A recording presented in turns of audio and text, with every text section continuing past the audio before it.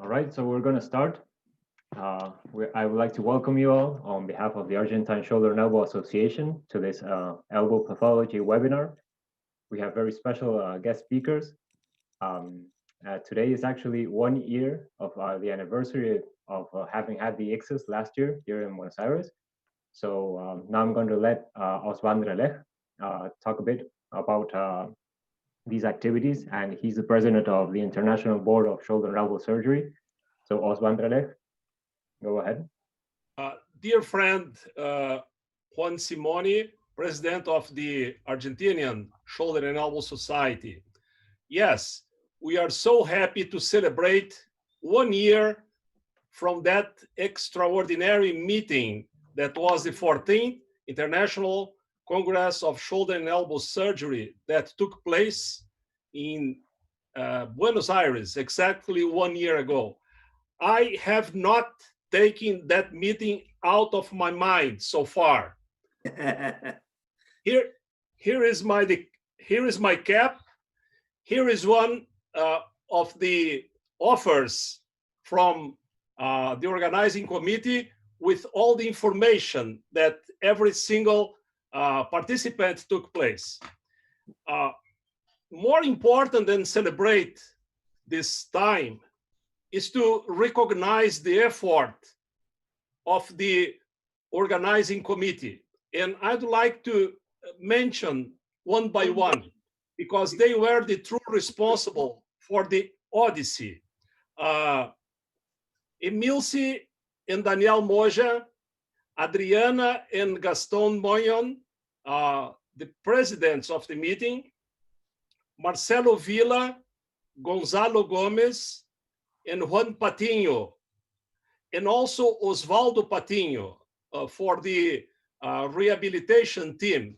That was the 6th International Congress. I'm sure they won't say, but I want to say, this was the meeting that held more people in history. 2,000 people have shown in Buenos Aires for this Congress. 700 speakers, another record. A great atmosphere, and very important as well, a great surplus for your society and for the International Board. So when you talk about the understanding, the cooperation of the shoulder and elbow surgery throughout continents, the International Board and this meeting plays a very important role.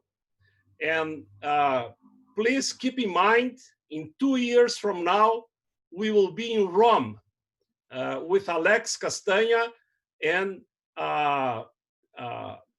organizing the 15th International Congress. Every 3 years, as you well know. We are happy to have here today 2 giants of the elbow surgery, and I'm thrilled to see what they have to say. Thank you, Simone. Thank you, Osvaldo. And now I would like Daniel to express some words, please, Daniel.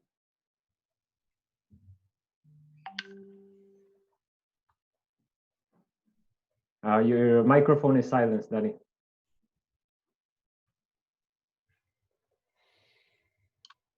Thank you. Sorry. Thank you very much, Osvaldo. Thank you very much, Joaquín. Thank you very much, Dr. Morrey, for being here. It's really very important for us. 1 year ago was a very busy day during the Congress. We have the opening ceremony. We had the gala dinner, many lectures, many workshops. Really was a very, very intensive, very exciting day. But as Osvaldo told us, it was just the beginning. And during this year, in spite of all the things that had happened, we keep on working. And our society that has a very long history keeps on doing things. And we are looking forward for the future.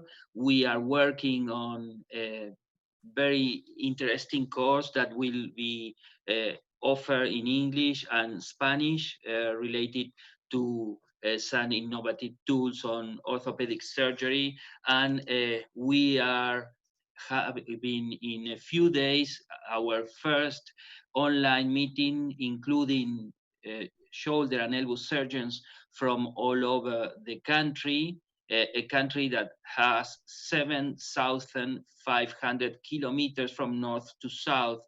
So we will have, even if the atmospheric conditions help us, a doctor participating from the Antarctica. And also we plan to celebrate the end of pandemia, having a course in Patagonia for the first time just on shoulder and elbow surgery.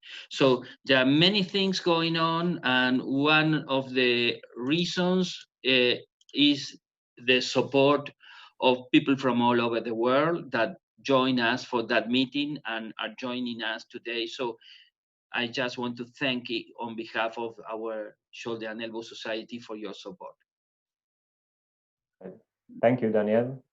So now we're going to get started with this event. We have two distinguished speakers. Everybody knows them, Bernie Morrey and Joaquín Sánchez Sotelo. We thank you so much for being with us and always so available. And it's always a thrill to hear you and learn from you. So for our viewers, we're going to have Dr. Morrey speak first about new insights into what is a stiff elbow. Then Joaquín will talk about complex elbow injuries and cerebral triads. And then we're going to have room for questions and discussions. So please write your questions and discussions down. We can receive them from YouTube or from our Zoom channel.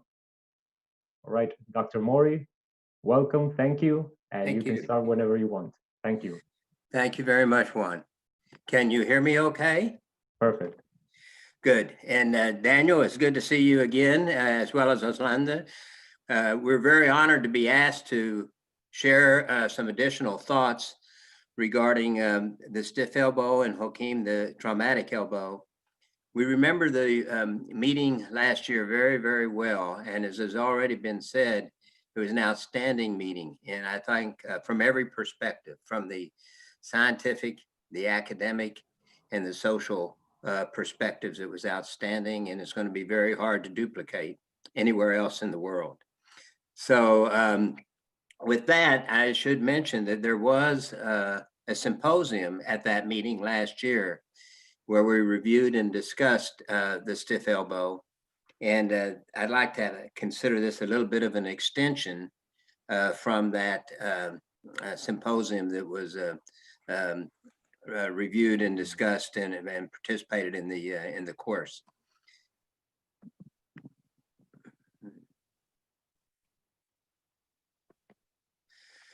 So what I'd like to do is share some new insights in the pathophysiology, and importantly, try to bring the information that we're learning on the stiff elbow to a practical consideration of how we might better treat our patients.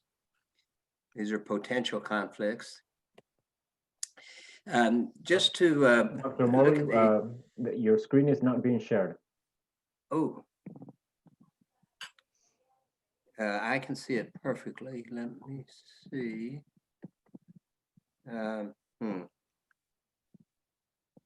I don't see the prompt. Just a minute. Let me. Okay. Okay, I don't see the prompt that allows me to share a screen. It isn't showing up.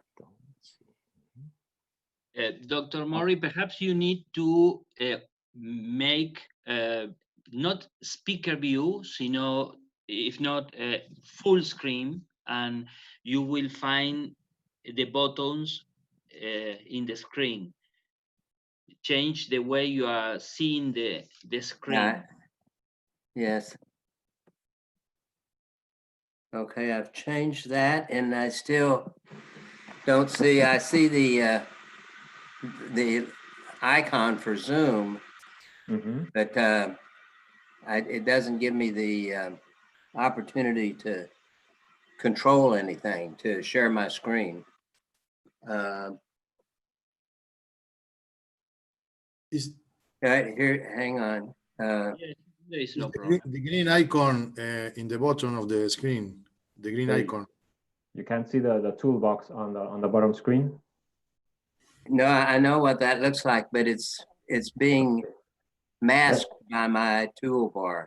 All right, Dr. Morey, if you need a bit more time, we'll start with Joaquin, and then we can go back to you, okay? Yeah, why don't we do that? Perfect. No Yeah, problem. what, I'm sorry, I have the toolbar is masking the instructions for Zoom. Okay, no problem. Maybe we'll start with Joaquin and Dr. Morey. Just maybe if you try logging out and logging in again, it will start. Yeah, go ahead, Joaquin, and I'll Okay, see what I can do. thank you. Thank you very much. Again, I want to say thank you to the Argentinian Southern Elbow Society and to the International Board. We were talking before connecting how we have such a great friendship and we all love the shoulder and the elbow. Today is an elbow day, which is very dear to my heart. So Juan asked me to talk about complex elbow instability. So that's the topic I will cover in the next 20 minutes. These are my disclosures, of which some of them are relevant to the talk today. So the key when we approach a patient with an elbow fracture dislocation is to have this mindset of understanding elbow instability. And by that, I mean that when you do your exposure and you get in there and you see an explosion of structures, like in this case, the LCL is off, there is a complex head fracture, the coronary is off. The question is, how do you put all these pieces of the puzzle together to get the patient the best possible elbow function? And in reality, all of these structures may be injured to the extent that they need to be addressed surgically, including the radial head and the coronoid in terms of bony landmarks, the LCL and MCL in terms of ligament structures, but also the olecranon and the coronoid and the distal radial joint and the interosseous membrane. So when you're looking at these injuries, you have to put them all together and start to think about which structures do I need to fix to render this elbow stable. Luckily, in some injuries, you don't have to fix everything to get it perfect, but in many, you do. So this term of complex elbow instability was actually created by my mentor, who is with us today, Dr. Morey, to throw the concept to surgeons that in many of these injuries, you have to reconstruct several, more than one, bony or ligament structures to render the elbow stable. And I would argue that in these injuries, the first surgery is the best chance to obtain an excellent outcome. Meaning that when a patient has a triple triad and has surgery and the surgery is imperfect, and then the surgery presents to us, the patient presents to us another 2 or 3 or 4 or 5 weeks later, the outcome of salvage is never the same. That's why this talk is so important, because our responsibility is to get the surgery right the first time around. So let me review first a few basic concepts. Number one, there are specific patterns of elbow injury. And why is this important? Because we can anticipate or predict or look for what are the structures that are injured. One pattern is the so-called valgus posterolateral, where the patient falls, landing on the forearm, and then the forearm, radius and ulna, will rotate as a unit in reference to the distal humerus. If they rotate a lot, they're going to escape underneath and the patient will have a simple dislocation. But if they rotate a little bit less, the humerus is going to drive through the coronoid and the radial head and fractures them.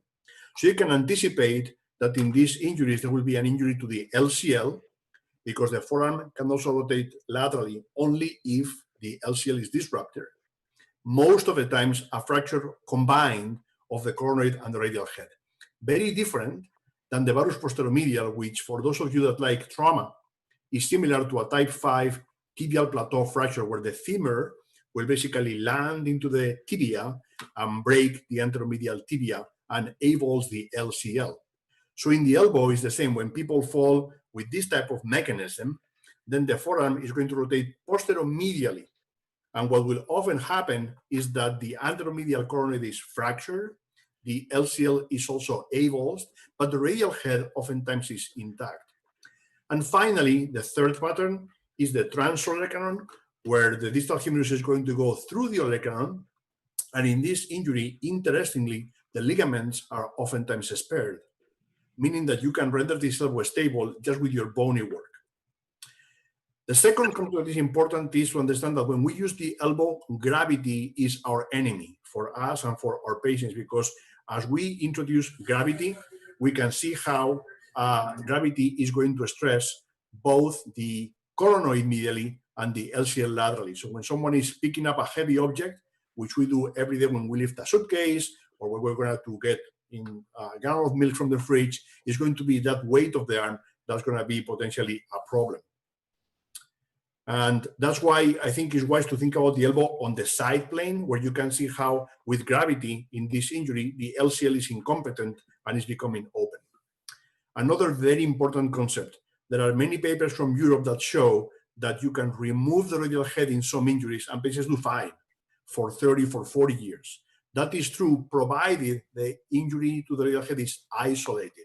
On the contrary, the radial head is more and more important as other structures are injured, because it helps as a secondary stabilizer for the LCL, for the MCL, for the coronoid, for the interosseous membrane, and for the distal ulnar joint. So whenever you have a patient that has a potential injury to the radial head and is going to be using the elbow to support the body, like opening a door or doing push-ups, then is when the radial head is extremely important. In terms of the evaluation of these patients, I think a very important message, especially now with all this technology that Daniel was talking about, is coming to us with mixed reality and others. You have always need to consider a CT scan. I would argue that if you look at this X-ray, it is very difficult to know what's going on. All of a sudden, you get a CT scan with 3D recon, and now you really understand what's happening. And if you can rotate the image and you can subtract the humerus, you can really understand what is the pattern of injury. So I myself do not take a patient to the operating room with just X-rays for these injuries. I always get a CT scan with 3D recon. And then the one thing that is difficult to assess with physical examination is how incongruent is the anteromedial coronoid. So we use this gravity-assisted varus test, where we're not supporting the forearm much, we're just guiding it, and you will feel in these patients that there is some crepitus in the joint when they have an injury, as you can see on the inside on your lower corner, because gravity is going to stress, as we talked about, the anteromedial coronoid and the lateral collateral ligament complex. The ligaments are very difficult to assess unless we use fluoroscopy sometimes, especially in the acute injury. So I want to share with you what I typically do to determine if the MCL and or the LCL are affected after an injury. So the first thing I do is I get the elbow progressively into extension to see when is it that it starts to dislocate or sublux. And then we're going to specifically check the medial and the lateral collateral ligaments. And the most important thing to remember here is that the position in rotation of the forearm is going to give you a different view. So if you're going to do a stress in valgus, you must place the forearm in pronation.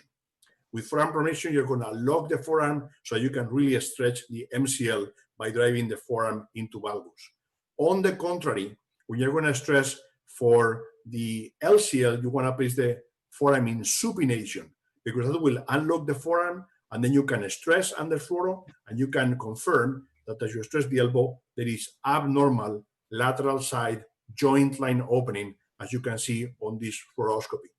So change the rotation of the forearm, or you stress the elbow under anesthesia to understand if the LCL is off, if the MCL is off, or if it's both of them. So once we have these basic concepts about what's an elbow fracture dislocation, the three patterns of instability, how to assess them with a CT scan and an exam under anesthesia, how do we go about the different elements of these injuries? Regarding the radial head, for me, it's pretty simple. If the radial head has at the most 2 or 3 fragments, and one of them is in continuity with the neck, I will do internal fixation. In all other, I'm going to do arthroplasty. And that is based mostly on this study by David Ring, that is now a little old, from 2002, that showed that patients that had internal fixation of a simple fracture did very well, but when the fracture was more complicated, not so much. The other thing is that Dr. Morrey and Dr. Adams showed that when you use a plate to fix these fractures, patients do not do well in terms of rotation unless the forearm plate is removed.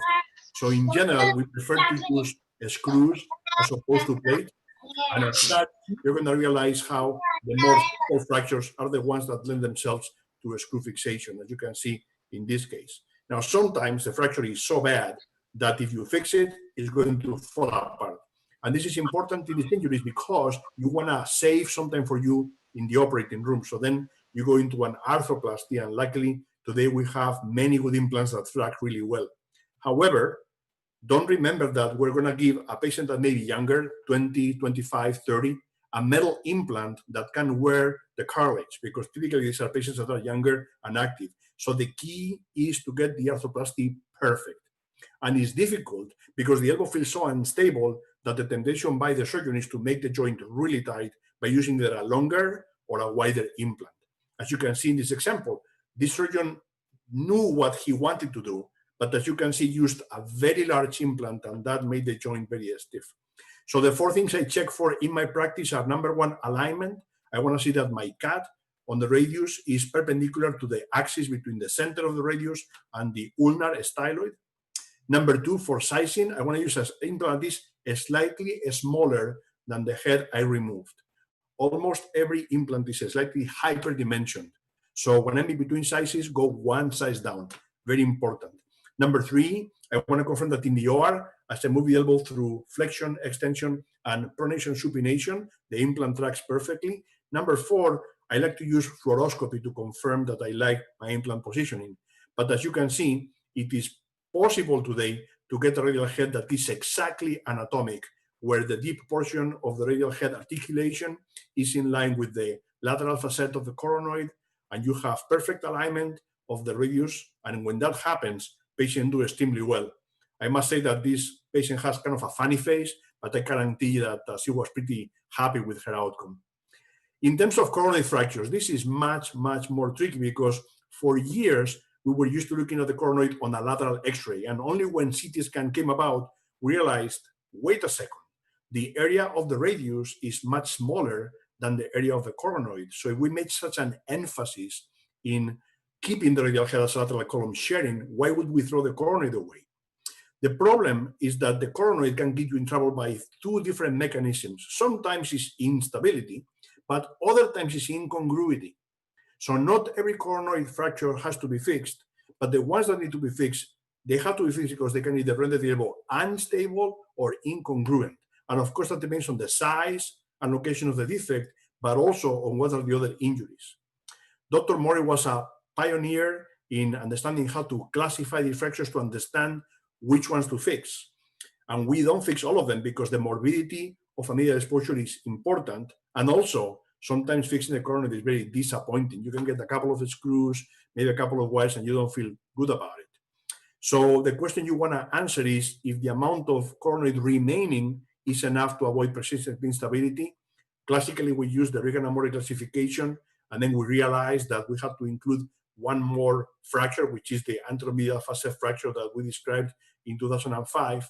And now many people have gone into using the Odisco classification that distinguishes between a tip fracture, an anteromedial fracture, and a fracture of the base. Very important, the fracture of the base almost always happens in contact with a transrecurrent fracture dislocation. So what I do in the tip fractures, I must admit that I ignore most of them. The tip fracture, if I get the radial head right and I fix the LCL, I'm fine. But in the anteromedial, the rare anterolateral, and of course in the type 3 fracture or the fracture of the base, you have to address them. And there is 2 ways you can address them. You can either fix them, and very often I will use retrograde K-wires, like in this patient here that had a classic terrible triad. You can see the CT scan on this image over here. These are the intraop fluoro shots. So what I typically do is I first prepare the radial head, get my trial perfect, then remove the trial, then fix the coronoid, then implant the radial head prosthesis, and then fix the LCL. And you can see how this patient at 1 year is doing very well in terms of flexion and extension, but also in terms of pronation and supination, which are very important motions for the elbow and the forearm. However, this other fracture pattern that is more complex or more extensive, the more anteromedial, needs some type of buttress support. This is more like the tibial plateau fracture we talked about. So this is a different patient.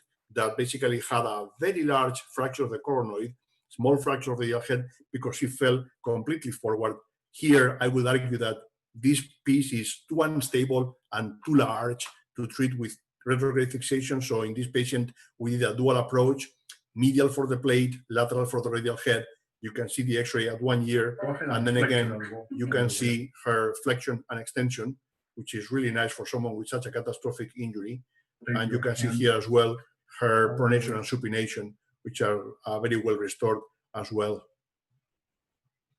Now, sometimes if the fracture of the coronoid is really bad and the fracture of the radial head is really bad, you can use a segment of the radius as an autograft. And that is a technique that can really, really save the day. So don't forget about this. Getting that piece of the radius for your autograft and then replace the radial head will give you a really good outcome in the really bad fractures. The olecranon is somewhat simple in this context. So if you have a transolecranon fracture dislocation, you're going to fix the olecranon, we're going to fix the radial head, but most of the times the ligaments are intact and patients do really well. And what about the collaterals? Well, for the lateral collateral ligament, it is mandatory to do a formal repair as the last step of your surgery because it has poor healing potential and is affected in most of the times. And you can see here the classic technique of running sutures up and down the ligament and doing transosseous fixation. On the contrary, with the MCL, many times one can get by without going medially. Not always, but sometimes. And finally, in those elbows where you do everything you can and you address all the structures, but the fixation is so-so, it is very wise to neutralize the elbow with an external fixator. And again, we owe Dr. Morrey for this idea.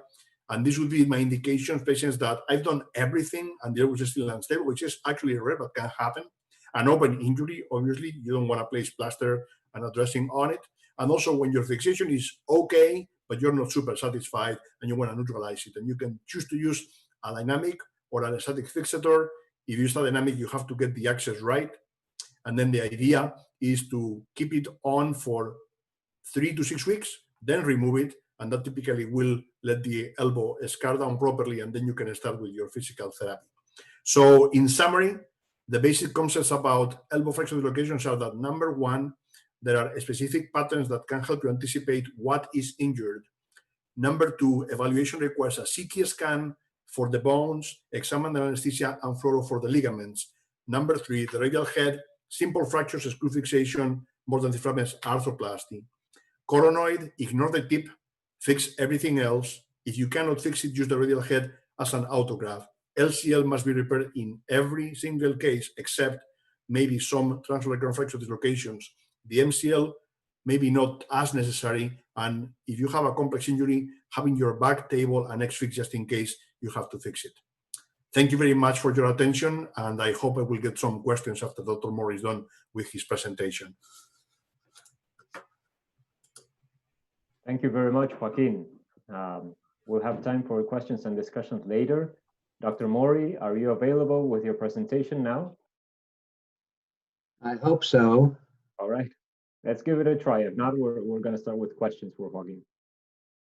Yeah, we can see your screen now. Yeah. Okay, good. Well,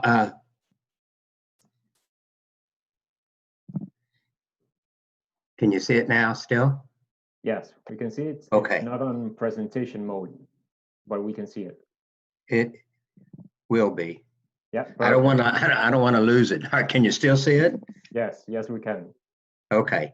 Well, I was mentioning that this is the 1 year celebration, and the topic we'll be talking about is the stiff elbow. Is actually presented in a symposium by Joaquín, and we'll try to update a little bit our status of investigating the stiff elbow, the most common problem around the elbow, as you all know. So we'll talk about some insights, the causes of the stiff elbow, a little bit more than just what's generally known, hopefully, and then discuss a little bit some of the considerations for possible pharmacologic intervention. This is a very complex problem, actually, and if you think about it, the stiffness can come about from articular problems, including adhesions, but also incongruity. Obviously, the soft tissue needs to be emphasized, particularly the anterior capsule and the posterior bundle of the medial collateral ligament. But then what we came to realize through our career of dealing with these patients was the tremendous individual variation of how different people reacted to trauma or to disease states in terms of the scarring or the contracture or the stiffness of the elbow. So the articular considerations is that the elbow is highly congruent, possibly the most congruent joint in the body.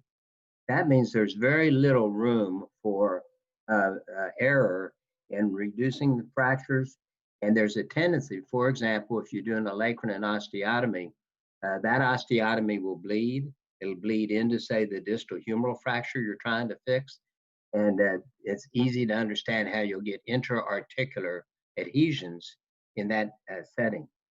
The other thing is, because of the complexity of the articulation, it's not uncommon to have a problem with the orientation of the components. And if the articular components heal in a non-anatomic manner of the distal humerus, you can have two different axes of rotation, one for the radiohumeral joint and another for the ulnar humeral joint. And this in itself will limit motion. The soft tissue is becoming recognized to be the primary problem, however. And the biological response is very interesting here, as we'll see in a second. But the capsule, the lateral collateral, and particularly the medial collateral ligament can all scar and limit motion. And it's important to recognize that the origin of the posterior bundle of the medial collateral ligament is not on the axis of rotation. It's posterior to the axis of rotation. So as the elbow flexes, it becomes taut. And when it contracts, it limits elbow flexion. So here's the biological response that has got our team thinking about what exactly is going on. So this dissection shows the articular outline through the capsule. It's translucent, transparent. You can see through it. Here's a patient that has an arc of motion of 30 degrees with basically a normal appearing x-ray. The elbow had dislocated. And this is the anterior capsule of that patient. See the dramatic biological response to injury. And when you see something like this, you can better understand how patients with elbow trauma, even if it's not an obvious severe trauma, if it involves the soft tissue and tears the soft tissue, you get these kind of reactions. In this instance, I think is a very good example of how little we actually know about the biological processes. The patient on the left has a Montesia fracture. It's understandable with the elbow having the fracture in that location with the radial head that would have dislocated and torn the muscle that a person might get ectopic bone, but look at the extent of it. And it also has bridged the radius and the ulna distally. On the other hand, the patient on the right is a Spanish race car driver who had an accident. His elbow was not involved, but he did have a closed head injury. And his brachialis muscle gets replaced with bone. So once again, what's going on? One other sidebar that emphasizes that we don't really seem to understand much was presented in the journal a few years ago. It's called refractory elbow arthrofibrosis. And these patients, for example, will have serious injury, as you see on the left. We put them back together and they do very well. The person on the right had an arc of motion of about 25 or 30 degrees. The only insult was that an IV was put in that arm when the patient was in the intensive care unit for a heart problem, and it got stiff. So we call this malignant arthrofibrosis because some joints, for no apparent reason, will become stiff and they actually become refractory to treatment. So what are our solutions? Well, there's three categorical ones. One is arthroscopy, and the other, of course, is an open procedure. And this was discussed at the symposium last year, and it was found that there was no real difference between an open procedure or an arthroscopic procedure, at least as far as what the literature contained at that time. If you have a problem with the joint surface, neither of those is adequate. And interposition arthroplasty, which is a fairly complex procedure, is effective, but not all surgeons feel comfortable with this option. And so at that meeting, this symposium concluded that arthroscopy and the open capsulectomy were statistically similar. So it goes back once again to what the surgeon is comfortable doing.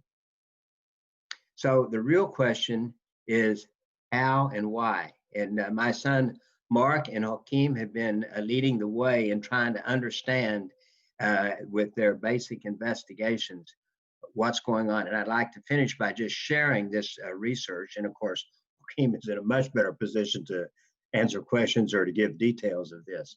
But the research program started over 10 years ago. And the very first idea was to try to understand the genetic pathways that were controlling this process. But there was no model. So the first thing that had to do was to identify a reliable in vivo model. Once this was done and we were able to establish a contracture and understand the genetic pathways, how can we interfere with the genetic pathways to either avoid arthrofibrosis or possibly to treat it? And then an ideal, if you could know in advance by some screening mechanism who is at a particular risk for extensive scarring or arthrofibrosis, possibly by knowing that information, we would be able to treat and avoid the problem to begin with. So that was the concept of the research plan. And a number of publications have occurred over the 10-year period. There's more than this now, but the very first one was the rabbit model. And we developed a rabbit model that caused a permanent contracture, which there was not one that had been developed up to that date. And then that allowed us to proceed with the genetic analysis.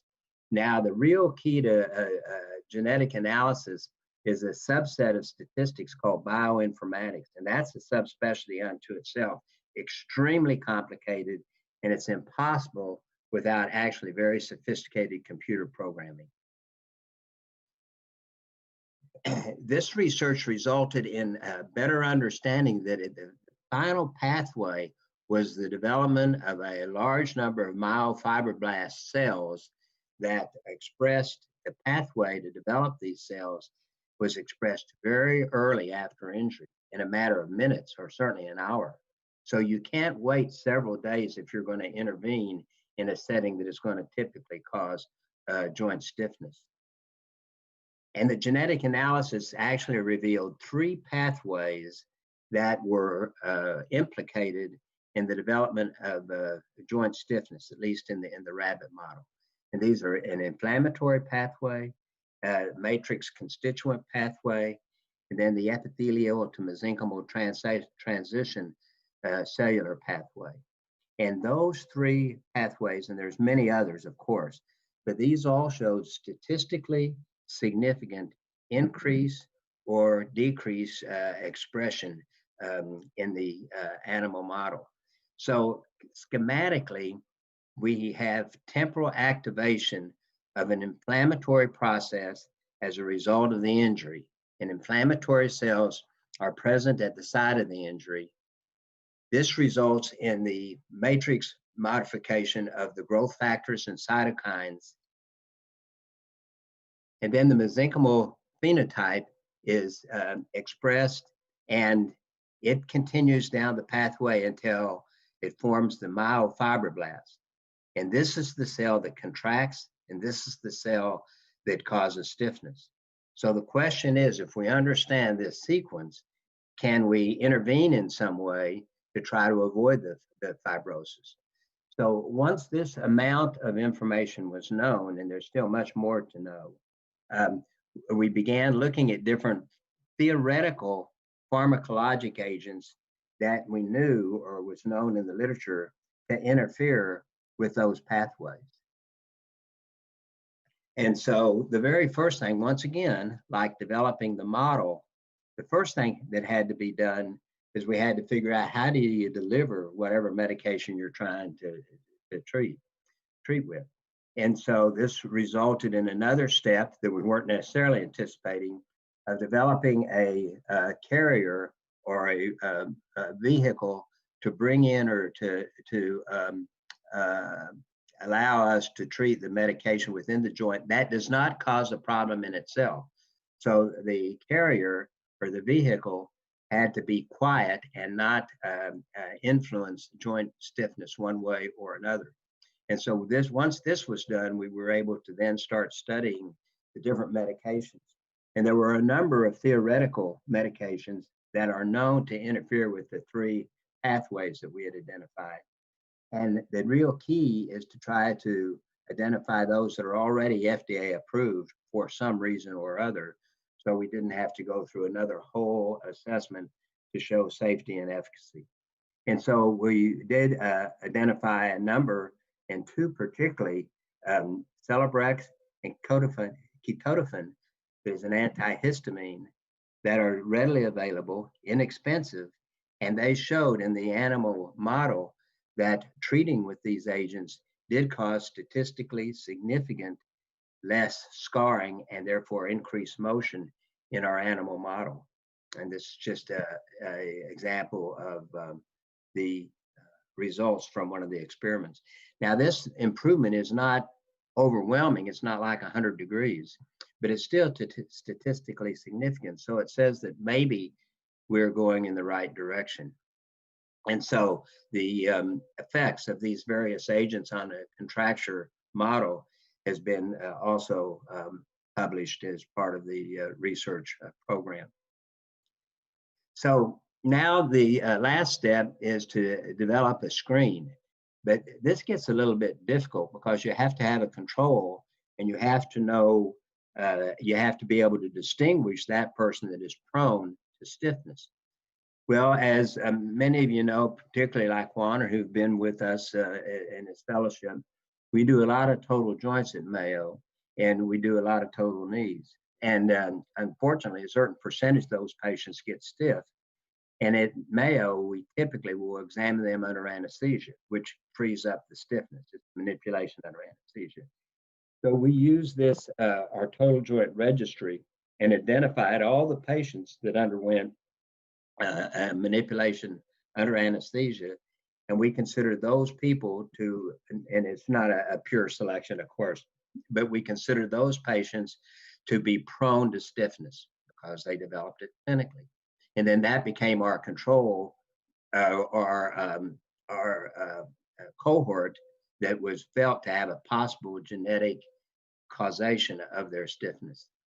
And so we analyzed a number of patients that had the manipulation under anesthesia, and then we compared that with a control that did not have that examination. And this is still an active process to determine what the genetic difference between those two cohorts is.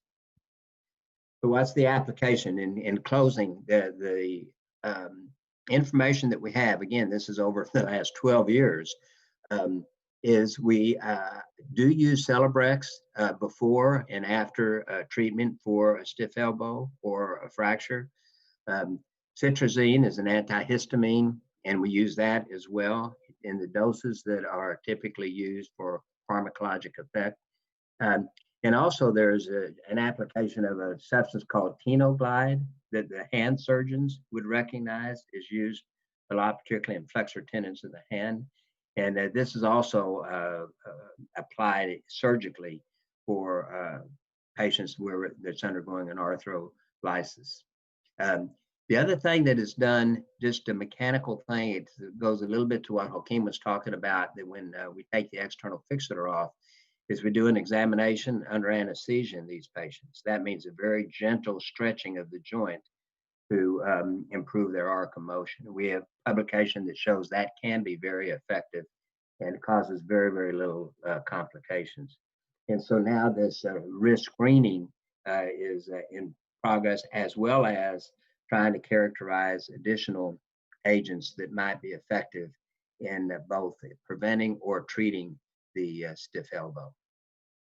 So thank you for your attention, and I think we have a few minutes for questions. Yes, thank you, Dr. Morey. We have some questions coming up. Let's see, Dr. Ignacio Mangione is asking Dr. Sánchez Sotelo, how do you manage a residual pain at the distal radial ulnar joint without instability? In other words, do you address DRUJ at the same time of surgery? So if a patient does not have a classic sexloplasty, which would be a completely different scenario. So if the patient has discomfort in the wrist that I pick up before surgery, in the OR, I will make sure that I document if there is true instability or not. And most of the times there is no instability, but sometimes there is. So the key is that if instability at the distal radial ulnar is picked up at the time of surgery, I will have a low threshold to do trans or ulnar to reduce spinning, just to make sure that I don't miss out on a hidden sexloplasty. Having said that, in my experience, most of the patients that have residual wrist pain after a terrible triad without an sexloplasty, they will have a separate injury in the wrist. So I have had a couple of patients that continue to have wrist pain maybe a year after the injury, and I couldn't figure out why. And then we did a MRI of the wrist, and they had an injury to the triangular fibrocartilage, and then they had arthroscopy of the wrist, and they improved. So you have to be on the watch out for longitudinal instability of the forearm, but also remember that in that same injury, the patient may have had a separate problem in the wrist. Thank you, Joaquin. Juan, do we have questions? Yes. Yes, to Joaquin. When do you consider to repairing the medial collateral ligaments in these cases of cerebral triad? So that question has been coming through the chat a lot. So I know that Yes, it's in everyone's mind. And I'll tell you my take. So in most of the patients that have a classic terrible triad, so elbow fracture dislocation, where you know that the coronoid is fractured, the radial head is fractured, and the LCL is injured, I have been able to get a good outcome clinically without repairing the MCL in the majority, but not in all of them. There are individuals that have a catastrophic soft tissue injury. I remember, for example, a firefighter that fell from a really, really large height. And if you look at the pre-op x-ray, the forearm and the humerus were like really far away. So that patient had not only an MCL and LCA injury, but the common flexor and common extensor group were also avulsed. So there are cases where you have to go medial, but it's uncommon. I'm talking about the posterolateral mechanism of injury. So what I typically do is once I am done with my surgery completely, I will stress the elbow again under fluoro to see if it opens up medially. And if it's open, if it opens 1 or 2 millimeters, I don't worry about it. If it opens widely, like 3 or 4 millimeters, I will go medially. And the other alternative, like Dr. Morrey taught all of us, is to use an X-fix.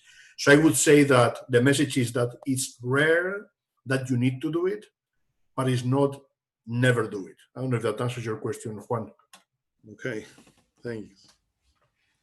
Thank you. So, Dr. Morey, I have one question for you regarding stiffness.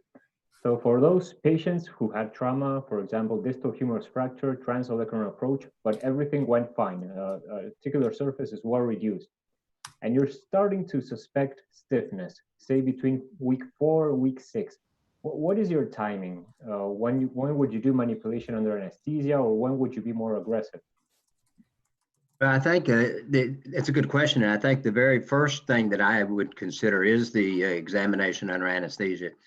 And as you would know, you have to trade off the nature of the fracture, how well fixed it is, and the degree of stiffness. And if the person is not making progress toward movement by 4 to 6 weeks, then I will consider an examination, but I do it under fluoroscopy as well. And so that's a very important point. And I do examinations more than once in some patients, and you would be prepared to do another one in 3 to 4 weeks. This after doing it already, or after the one you're doing currently.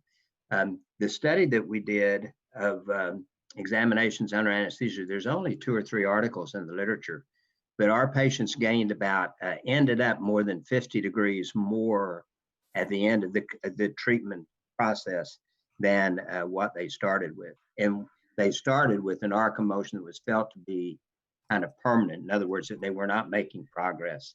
And so we thought they would not make progress unless there was some form of intervention. After 6 months, I've done that up to 6 months. After 6 months, it's difficult, I think, to break down the adhesions. And so those would be prepared to release usually arthroscopically. All right, thank you. Yes. We have a question from Sebastian Lopez to both panelists. Is there a role for box loop type of repair in terrible triads? I think I answered that through the chat already, but the box procedure is mostly for chronic injury. So in the acute setting, I don't think it is necessary to use an allograft or an autograft for the ligaments. I think most of the times, if you pick them up, you diagnose them, and then you do a repair properly, they heal. So the box loop would be in a patient that has persistent elbow instability where both ligaments are affected, and that would be my indication. Yeah, I think it's very uncommon. If it's going to be used, if you're going to use a graft, it would be on the lateral side, and that's only if it's a substance tear that just has nothing. And that's because for some reason the lateral side will not heal spontaneously like the medial side does. So it's very uncommon that you would have to do anything medially, as Joaquín already mentioned, but laterally on occasion. And that's usually when that soft tissue envelope has been torn asunder, like Joaquín mentioned, and there's just no tissue to work with. Right. Dr. Morey, when do you indicate the arthrolysis in those cases of perhaps minor surgeries that evolve to severe stiffness? When do you indicate the arthrolysis, or what is your operative care? I think that's really difficult, and we talk about this among ourselves. The one thing in assessing these patients is the elbow X-ray is normal. One of the patients, for example, had a tennis elbow procedure, a 3-centimeter incision over the lateral epicondyle. The elbow joint was not entered, and she had 20 degrees of motion. That was the arc. Yes. And what I didn't say is after you treat these kind of patients that get this very high degree of stiffness, they never get normal motion after treatment. I can improve them from maybe 20 or 30 degrees up to 50 or 60, but all that I have treated at least have been disappointing. The one test that we found that is very interesting is they have a very hot technesium bone scan. The joint lights up globally. And again, osseously, the bone-wise, there's no pathology that can be seen. So if you have a patient like that, get a technesium bone scan. If that lights up, and if their history is along the lines we're talking about, one thing I tell them is you can't expect a normal arc of motion. It's a host variation process that I don't understand, at least. But what we do is we release the capsule, we do an examination under anesthesia, and then we would be willing, nowadays, we would treat them with the pharmacologic cocktail that I mentioned, and be willing to do more than one examination under anesthesia. Thank you. Thank you. Dr. Nahuel Cabrera is asking, what surgical tips would you give to avoid stiffness without generating instability, probably in complex elbow lesions? Well, Juan, that's a very good and very difficult question, right? Because we all know that the elbow is so prone to stiffness. That's why Dr. Morrey's talk was so enlightening, because it's just our daily life is dealing with patients that have unexpected stiffness. So I would say that as a first principle, if you have to choose, it is better to choose stability over motion. Meaning that if a patient has a really bad injury, but you can get the elbow stable and accept it will get stiff, stiffness in the chronic setting is pretty reliable. It's not perfect. So if you have to choose, I would favor stability over motion. Having said that, I think what you have to do is combine getting the best possible reconstruction that one can get and protect the elbow just enough for early healing, and then go with early range of motion. And also identify factors that may throw a range to you, like, for example, if the patient is very prone to HO formation, then you may need to use radiation or indomethacin. But in general, the key message is stability is a priority over motion in the acute elbow injury for the most part. But you want to get the elbow so well reconstructed that you can afford early range of motion. Thank you. I would just add, be willing to do an exam under anesthesia too, if it's not making progress. And as Joaquín said, you always prioritize stability over motion temporally, but make a judgment when you're done with your surgery as to how well this elbow will tolerate an external force or an examination under anesthesia, and factor that into your plan. The other thing that I would add, and Juan, you're very aware of this, is that in some patients that have had a major elbow surgery and are having a really hard time getting their motion back, sometimes it's because there is an occult ulnar neuropathy that is bothering them. So that's important to remember. If a patient, you see the patient at 2 months, actually look great, and you're wondering, why is it that this patient cannot get flexion? Maybe have a low threshold to examine carefully the ulnar nerve, because sometimes an occult entrapment becomes so painful that the patient just cannot flex the elbow. And Dr. Morey and Dr. Antuña were the first people to highlight the importance of the ulnar nerve in the stiff elbow. And that can be an evolving problem. So I have had patients that I have to go back into the OR just to decompress the ulnar nerve so that they can keep gaining motion. That's another important, it's not very common, but it's something to look after if you realize that something is just not right and this patient should be getting the motion back. If you do that ulnar decompression, it doesn't have to be a large incision, but always take advantage of getting to the nerve to release the posterior bundle of the medial collateral ligament, because that does limit flexion, and it's sitting right there. So don't overlook that if you go back to the nerve. The only other thing I would add is that we're always used to people with neuropathy knowing they have nerve pain or radicular pain. The ulnar nerve can cause elbow pain, and it doesn't seem like nerve pain. And even it's subconscious, as Joaquín said, they may not even be aware that where the pain is coming from, or that it's even pain that's keeping them from flexing. It's reflex inhibition. So the ulnar nerve is very sinister around the elbow when it comes to motion. Very good point. Thanks. Juan Carlos Gonzalez had a previous question about suture pull-out for coronoid fractures, but mainly considering capsular repair. What are your thoughts about capsular repair for complex elbow instability? So I'm very interested in Dr. Morey's opinion on this. I'll give you my opinion. So as I went through my training and then through my practice, I saw the pendulum on coronoid ORAF go all the way to fix everything and then slightly back.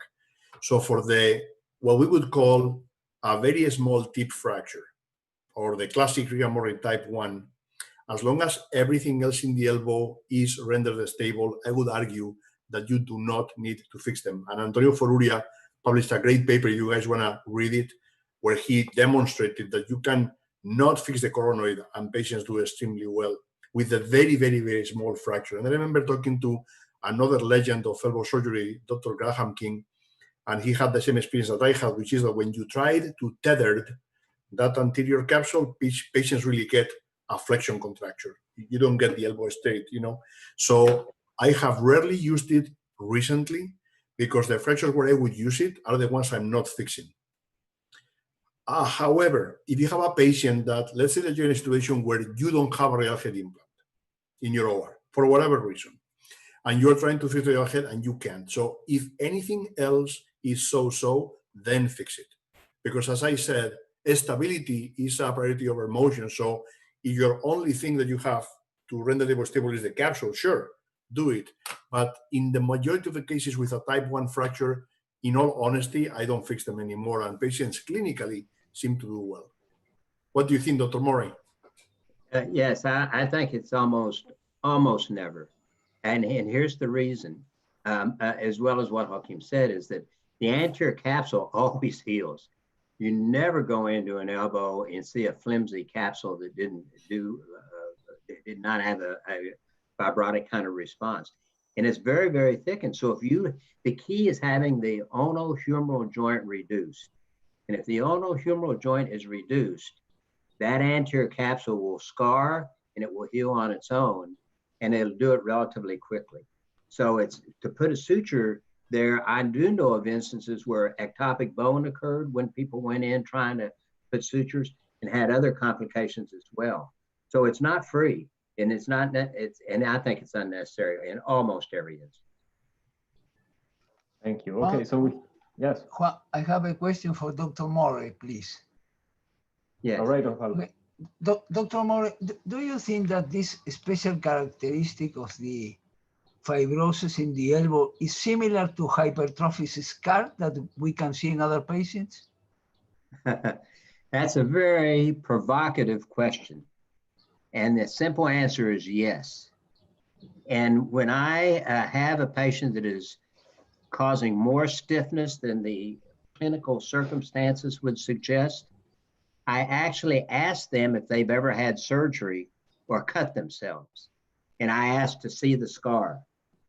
And it is not scientific, but if a person does have keloid tendencies, that's a exaggerated healing response. So I think that same thing will happen in and around the capsule. And so I think that is a very good screening question and observation. And I cannot prove it. I haven't ever done the study to prove it. But yes, I think that hypertrophic scars, keloid formation is a genetic expression of a person that has an exaggerated healing response. All right, thank And you. it'll include the joint. All right, so due to time issues, we'll do 2 or 3 more questions. There's a question from Carlos Morales. Dr. Morey, any comments about olecranon osteotomy as an armamentary to elbow stiffness management? Wow, that's an armamentarium for stiffness. Well, again, osteotomy is not free. There's maybe 3 to 5% instance of non-union, depending upon how it's done, how it's fixed. So that would imply that the value is to free up the posterior olecranon articulation through an open procedure, and then flex the elbow up. And as I'm thinking about it, I struggle to understand how you can get to the anterior capsule. I think that one point to make that isn't exactly the question is that if the person has a very, very high grade stiffness, it's sometimes difficult to get the scope in the joint, or it's always difficult to get the scope in the joint, and you have to work your way in. So that might be the genesis of the question, a very, very stiff elbow that you don't think you can get a scope in, and maybe a column procedure is not adequate. I have never done that procedure. I mean, I've not done an olecranon osteotomy for an elbow stiffness. I don't know, Joaquín, do you have thoughts? I don't think I am. No, I think, something that has occurred over the last decade is that most of us have evolved into arthroscopic contracture release, but if you have to do it open, the lateral column procedure that Dr. Morey came up with and described with Dr. Mansat, it is such a safe and a straightforward procedure that I think you don't need anything else. So for me, it's either arthroscopy or lateral column. And I would recommend whoever has not read that paper to read it, because it can really save the day. That approach is just wonderful. You preserve all the structures, including the LCL, and you have amazing access to the front and the back. And it's All right. safe. And very safe, yeah. So one last question to finish this event. Dr. Sánchez, when we have a terrible triad injury where you repaired everything just like you wanted it, what is your typical rehabilitation program for the patient? That is a very good question. So what I typically do is I place the patients in a resting splint for 2 weeks. You could go faster, but I think there is something about 2 weeks that lets the elbow settle completely. As Dr. Morey mentioned, I give them indomethacin and or Celebrex, one or the other, depending on, sometimes the insurance plan will not pay for Celebrex, so then I would use indomethacin. but I use an anti-inflammatory in all of them. And then they start active assisted range of motion at week 2. And they do it active assisted. I don't like passive motion, because if a therapist is stressing the elbow and it's slightly off axis, they can stretch your reconstruction. So active assisted is better, because as the muscles contract, they oppose the joint together, and then the joint is very congruent and stable. And because the LCL is so prone to gravity injuries, and so is the coronoid, I tell them to do it overhead, so that if they have the hand overhead, gravity is going to actually be in the patient's favor. So starting at 2 weeks, active assisted range of motion overhead. I see them again at 6 weeks. And at that time, if they are still stiff, I may consider a stretching brace. But that's rare. Perfect, thank you. Miguel Capomasi, ¿tienes alguna pregunta? Do you have a question?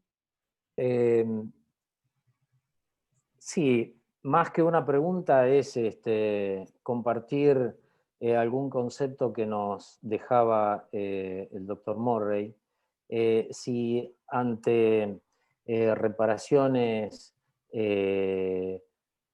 por lesiones traumáticas complejas del codo en pacientes un poco especiales y un poco difíciles de manejar en el postoperatorio inmediato, al menos en nuestros protocolos, aquello del examen bajo anestesia que nos refería el doctor Morrey, nosotros lo practicamos en los pacientes más aprehensivos, y simplemente una movilización bajo anestesia cuando vemos a la segunda o a la tercera semana que el paciente colabora poco, nos da una posibilidad de mejorar la situación, inclusive de lograr un impacto a nivel mental en el paciente, para que adviertan que su codo puede moverse y colaborar en el protocolo. Es decir, que llevamos los pacientes a la segunda o a la tercera semana cuando vemos que el postoperatorio es muy difícil,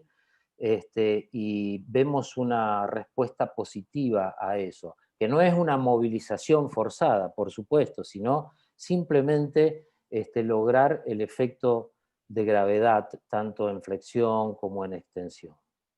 Eso es lo que quería compartir y preguntar a la vez algún concepto.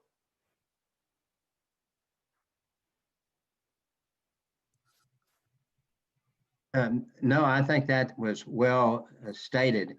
That's why I term this an examination. I look at 3 things. I look at how stiff and the endpoints. I check the collateral ligaments and make sure that it's stable. If I'm concerned about fixation, I'll use fluoroscopy.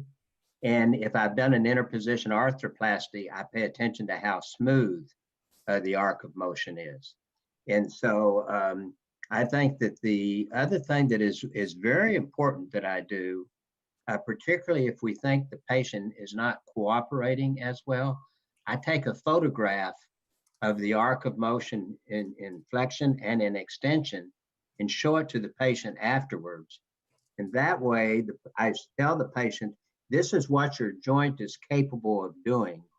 Now, somehow we have to get to this state with you awake and hopefully not hurting.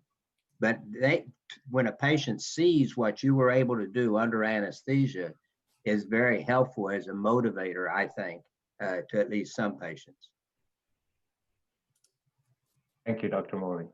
Yes. Well, before we round this up and finish, I would like to thank South American Implants for helping us put this together. Gustavo Penafiel and Silota Digital also.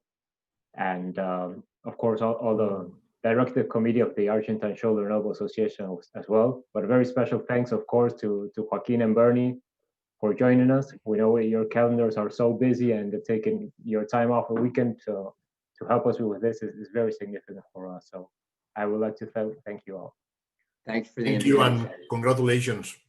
Very Thank well you, done. Joaquín. Very much. All right. Thanks. Good seeing everybody. Daniel, good seeing you. Oslander, good seeing You. you. Thank All you. And all the best on the international front. Bye-bye. Thank you. All right. Bye. Stay Bye. safe. Have a good Bye-bye, day. everyone. Good Thank you weekend. so much. Yes, bye-bye.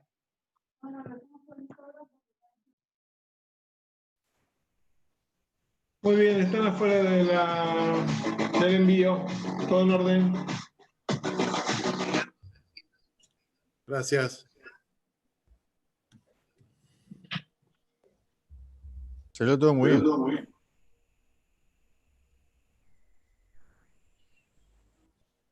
Gracias a todos, fenomenal.